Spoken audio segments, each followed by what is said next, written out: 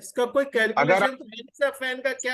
Fan का क्या calculation हो? जैसे हमारे शैलेश जी के भट्टे में सुनते हैं डबल एम्पलर का फैन लगा हुआ है, नहीं, मेरा ऐसे ही है सर? सिंगल एम्पलर फैन है, पर उसकी साइज बड़ी है, और वो 6 अच्छा। फीटा एम्पलर है और 7 फीटी बॉडी है। साइज मेरी बड़ी है सिंगल एम्पलर। और उससे मुझे कभी भी कोई भी दिक्कत नहीं आई खिंचाई में, सफाई में। तो मेरा मिस्त्री उससे बड़ा satisfied from the day one रहा है, और अच्छा रिजल्ट उसने दिया। जबकि वो फैन 1/3 ही खोलता है 3 चैम्बर के लिए, वो 1/3 फैन खोलता है, और इंजन के आरपीएम भी बहुत मिनिमम रखता है। और उससे उसको मतलब भर की जितनी उसको 3 चैम्बर के लिए ड्राफ्टिंग चाहिए, उतनी उसको आराम से बिल्कुल मिल जाती है। कभी उसने इस चीज की शिकायत नहीं की कि मुझे सफाई नहीं मिल रही। जबकि अगर कभी हमने कोई लापरवाही कर दी, बेलदार ने गेट बनाने में कोई लापरवाही कर दी, उसके बावजूद उसने कभी कोई शिकायत नहीं की। मान लिया मैंने बेलदार को डांटा, यार यहाँ तुमने गड़बड़ किया, ये गेट ऐसे ऐसे थोड़ा सफाई से नहीं है, और यहाँ पे सफाई की दिक्कत मिलेगी, या माल नहीं सही निकलेगा। पर ऊपर वाले की दया है, वहां पे भी माल अच्छा मिला, और मिस्त्री ने कभी सफाई की शिकायत मुझसे तो कम से कम नहीं की। नहीं तो यहाँ और बात ये उठती है कि जैसे हम फैन पे से उसे रेगुलेट करें, शंट के नीचे लगा के तरावा अधिक कामयाब क्या चीज है सर? मैंने अगर मेरा एक्सपीरियंस जाने तो मेरा तो फैन में ही कंट्रोलर लगा है, और शंट मेरे कोई कंट्रोलर नहीं है। शंट अपना वो शुरू में तो 2 शंट रखता है, और बाद में जब एकदम ताव तैयार हो जाता है बढ़िया, तब वो सिंगल शंट से ही पूरी सीजन फुकाई करता है। शैलेश सर जी। एक बार मैं इसको जी क्लेरिफाई कर दूं। हाँ, हाँ बिल्कुल। हाँ। जी जी जून हाँ, साहब प्लीज रोशनी डालें, फिर मैं भी कुछ कहूंगा इस बारे में। जैसे जो ये फैन का जो विषय आ गया ना शैलेश जी, जी ये अलग हाँ अलग आदमी की अलग अलग ओपिनियन आ गई। हम हाँ इसको कंट्रोल करते हैं मोस्टली चाबी से। हाँ मिस्त्री ने एक वो बना लिया कि भाई चाबी नहीं होगी तो फैन कंट्रोल नहीं होगा। हाँ, ये एक हम परसेप्शन है, उसको बिल्कुल आपकी सही बात है। सर हम कंट्रोल करते हैं अगर आपके पास भराई है हाँ। तो फैन अच्छा। की स्पीड को कंट्रोल करने की जरूरत नहीं है। जैसे जैसे आपको चाल मिले आप उसको आगे ले जा सकते हैं। नंबर एक, अगर वो नहीं है तो जहाँ इलेक्ट्रिसिटी की सुविधा है हाँ वहां हम उसके आरपीएम कम कर लेते हैं, उससे पावर भी कम लगेगी और जो हम चाहते हैं वो काम भी हो जाएगा जो। लेकिन आमतौर पे एक चाबी वाला वो बना हुआ है, पंखा जो काम आपने लगा दिया अगर उसका इनलेट आपने कम कर दिया तो वहां इनलेट पे स्पीड बढ़ जाएगी लेकिन हवा लगभग उतनी ही जाएगी। हाँ ये लोगों का एक मन में वैसे बैठ गया। अभी पंखे को जो सब जून हाँ हाँ साहब एक्चुअल में क्या है कि प्रैक्टिस जो है ना वो वही है कि मिस्त्री हाँ, ने जो कह दिया बस बस हाँ, बिल्कुल सही वी आर बात नॉट है। यूज। और शैलेश जवरानी जी भाई सादे भट्ठे में भी चाबी लगाए मेरे ख्याल में पिछले 15 साल से सादे भट्ठे में भी हमने कभी चाबी नहीं रखी। अच्छा, ये आज आपने जून बड़ी साहब, जानकारी शैलेश दी, भाई थोड़ा बहुत। जी मैं और बोलूं। हाँ, बिल्कुल। अपने अपने 5 हाई ड्राफ्ट चल रहे हैं। जी, पांचों हाई ड्राफ्ट में चाबी का कोई सिस्टम नहीं है।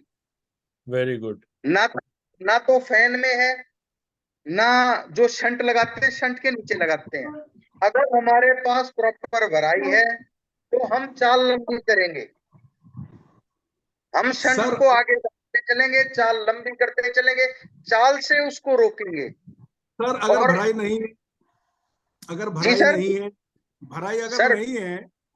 जी जी बलराम भाई, अगर अगर हमारे पास भराई नहीं है तो हमें अपने फैन को भी मंदा करना पड़ेगा, शंट भी नजदीक चलाना पड़ेगा, उसके मुंह को तो बंद करना पड़ेगा। Then we have yes. To do this, then we have to, there is no other option. जी और ये उसका सब। लेकिन दूसरा ऑप्शन ये है सर, जैसे हम जी उसके मुंह को उसके इनलेट को ब्लॉक करेंगे ना, हाँ वो कहीं ना कहीं से लीकेज करेगा। वो आपके भट्ठे में जो भी वीक पॉइंट मिलेगा वहीं से हवा खींचेगा। आप उसको इंड्यूस पीछे वो करते जाओगे तो जहां से भी किसी होल से लीकेज मिलेगी, किसी भी गट्टी से मिलेगी, जहां से भी लीकेज का पॉइंट मिलेगा वो वहां से लीक करेगा। हाइड्राफ्ट भट्ठे का मतलब आपने लीक प्रूफ बनाना है। जी सबसे बड़ी बात ये है, एक जो पिछले उसमें विषय आया था उसमें हम कम वो थे, जैसे आपने नाली के बारे में बोला था भी नाली नीचे होनी चाहिए या ऊपर होनी चाहिए। जी जी अपने उसमें नाला अपनी सोच ये कहती है कि नाला ऊपर होना चाहिए, उसमें हमारे लीकेज कटते हैं। जी जी जी। क्योंकि होल दोनों पैरेलल आपके नीचे से ऊपर तक जो भी 11 फीट हाइट है, 12 फीट हाइट है, वहां तक दोनों होल जाएंगे। और उन दोनों होल के बीच की दीवार ज्यादा से ज्यादा लोग रखते हैं 1.5 ईंट की या 2 ईंट की। जी जी। और वहां से सबसे ज्यादा लीकेज होती है। जब भी कोई डिपार्टमेंटली आपके भट्ठे को चेक करने आएगा तो लीकेज आपको कटघरे में खड़ा कर देगी। जो लीकेज नहीं होनी चाहिए, लीकेज नहीं होनी चाहिए, भट्ठे का मतलब लीकेज नहीं हो। श्रीमान जोगेंद्र जी, मेरा एक सवाल और है कि हमारी होल से होल की दूरी कितनी होनी चाहिए? अगर हमको 3 चैम्बर की पकाई मिल रही है और हमारा चैम्बर मान लीजिए 7.25 फीट का है, तो आइडियल स्थिति क्या होनी चाहिए? एक होल और दूसरे होल की दूरी कितनी होनी चाहिए? सर, होल पे कोई भी होल का सिर्फ एक ही मकसद है, होल से होल की दूरी का सिर्फ एक मकसद है। सादे भट्ठे में वो जो अभी सिर्फ एक ही मकसद है, होल से होल की दूरी। अगर आपके पास भराई है तो आप चाहे जो 10 चैम्बर पे एक होल लगा लो। और अगर आपके पास भराई की कमी है तो आपको 3 होल पे रखना ही रखना पड़ेगा, 3 चैम्बर पे रखना ही रखना पड़ेगा। 3 चैम्बर पे रखना ही रखना पड़ेगा। अगर आप स्टॉक लगा के काम करते हैं तो चाहे 8 चैम्बर, 7 चैम्बर पे, 10 पे, जहां तक आप ले जा सकते हो, उतने आपके लीकेज के चांसेस घट गए। जितने होल कम उतने आपके लीकेज के चांसेस घट गए। एक बस अब 2 ही मिनट बचे हैं, एक सवाल आपसे और पूछूंगा, फिर उसके बाद मैं अपने अध्यक्ष जी से कहूंगा अपना अंतिम वक्तव्य देंगे कि हमको अगर हमारा काम सही चल रहा है तो फुकाई और निकासी के बीच कितने चैम्बर रखने चाहिए?